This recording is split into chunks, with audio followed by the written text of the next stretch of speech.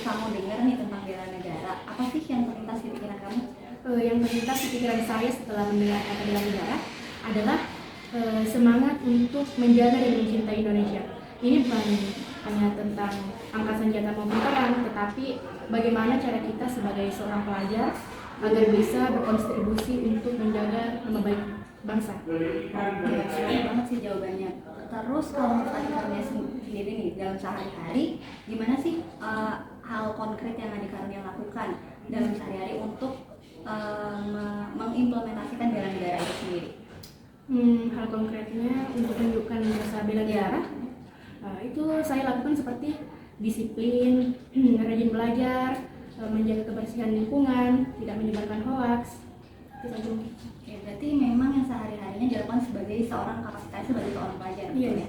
Oke, kalau terkait dengan informasi, sekarang informasi kan di media digital ini kan sangat berseliweran gitu ya, banyak sekali kita bisa menerima informasi. Terus gimana kamu sebagai pelajar untuk memfilter informasi tersebut supaya tidak terjerat hoax gitu? Kalau saya mendapatkan berita yang baru begitu, saya tidak langsung percaya, tetapi saya langsung cek ke sumbernya langsung, apakah berita tersebut hoax atau bukan. Kalau memang berita tersebut berbahaya, saya tidak akan menyebarkannya.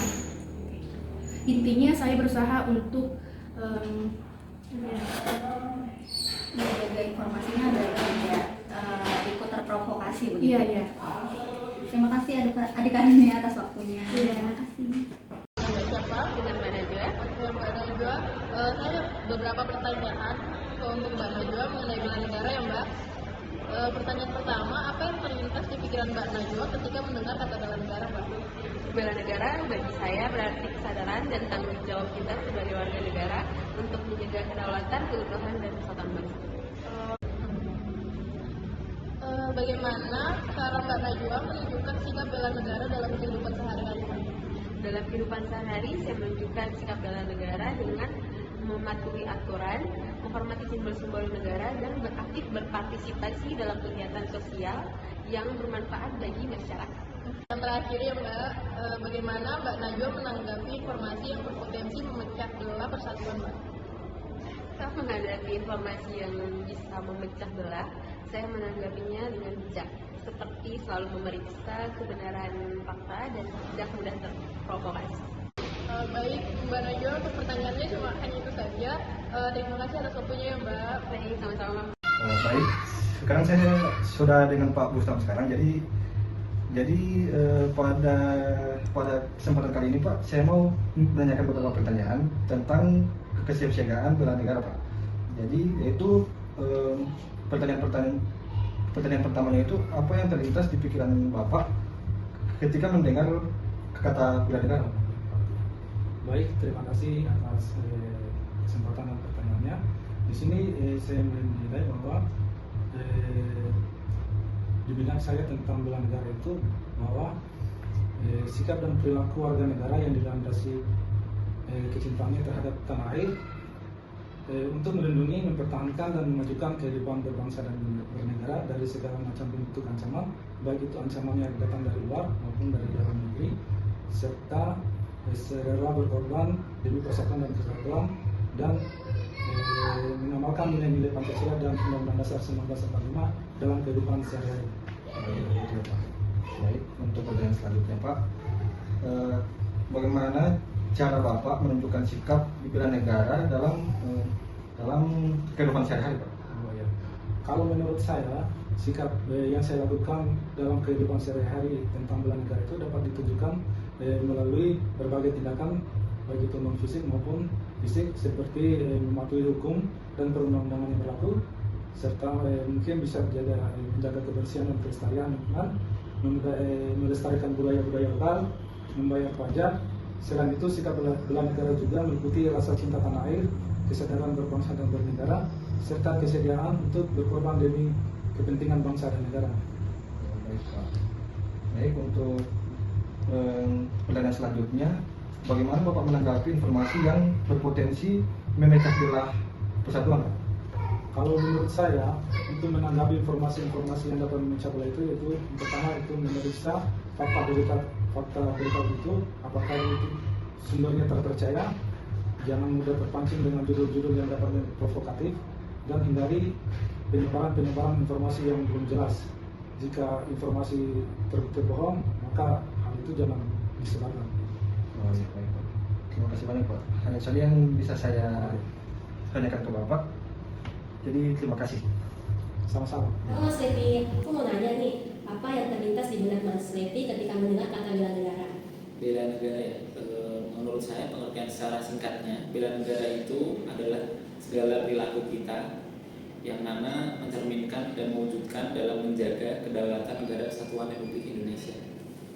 Nah selanjutnya, bagaimana nih cara Mas Levi menunjukkan sikap bela negara dalam kehidupan sehari-hari? Untuk saya sendiri, karena saya juga kebetulan sebagai ASN Mahkamah Agung, dalam mewujudkan bela negara itu sendiri tentunya tidak berjauhan dengan apa yang saya lakukan dalam pekerjaan saya. Pertama yaitu adalah melayani masyarakat yang mana membutuhkan dalam rangka bantuan hukum, memastikan keadilan yang mereka dapatkan. Dan dalam pelayanannya tersebut, saya sebagai ASN ini berusaha memberikan pelayanan yang maksimal dan tentunya tetap menjaga integritas. Dan menurut saya, apa yang telah saya jabarkan tadi itu merupakan salah satu contoh dari aksi bela negara itu. Sangat penting sekali ya. Selanjutnya, bagaimana nih tanggapan Mas Levi menanggapi informasi yang berpotensi Indonesia adalah kesatuan Indonesia? Informasi yang berseliweran sekarang ini kan banyak sekali yang tidak jelas sumbernya, dan itu memang berusaha memecah belah masyarakat kita. Menurut saya itu dilakukan oleh orang-orang yang pertama tidak bertanggung jawab dan berusaha untuk merusak bangsa ini. Maka kita dalam menjaga kedaulatan bangsa Indonesia ini, kita patut untuk memeriksa informasi ini dengan benar agar tidak terjadi kekacauan yang mendalam. Kedua, kita sebagai ASN ini punya fungsi sebagai perekat bangsa. Itu sudah tertuang dalam Undang-Undang ASN. Oleh sebab itu, karena kita perekat bangsa, maka sedianya kita itu tidak boleh untuk menambah kacau. Jadi sebisa mungkin kita meredamnya, kita menyisir informasinya, mana yang benar, mana yang tidak. Itu menurut saya gitu. Wow, benar sekali ya. Terima kasih Mas Levi, jawabannya sangat menarik dan informatif. Ya, sama-sama Pak Yuli. Selamat sore Mas Indra. Ya, sore. Saya boleh bertanya nih tentang bela negara. Iya, silakan. Yang pertama itu, apa yang terlintas di pikiran Mas Indra ketika mendengar kata bela negara? Bela negara. Yang pertama terlintas di saya itu rasa kita untuk mencintai negara ini, untuk membela negara, menjaga keutuhan dan keamanan dari negara ini. Terus bagaimana cara Mas Indra menunjukkan sikap bela negara dalam kehidupan sehari-hari? Cara saya mungkin yang paling sederhana itu mematuhi peraturan, contohnya peraturan lalu lintas, mematuhi hukum, atau jika ada gotong royong kita ikut melaksanakan gotong royong seperti itu. Nah, sekarang kan banyak informasi yang beredar itu banyak kan palsu gitu Mas. Banyak itu. Bagaimana cara Mas Indra menanggapi informasi yang berpotensi memecah belah? Caranya itu yang pertama kan kita harus cari dulu validasinya apakah benar atau enggak. Kemudian kita jangan sampai terprovokasi lah seperti itu.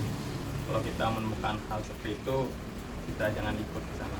Terus yang terakhir, kalau ketemu hal negatif mungkin kita bisa melaporkan ke pihak berwajib. Terima kasih Mas Indra atas waktunya. Sama-sama.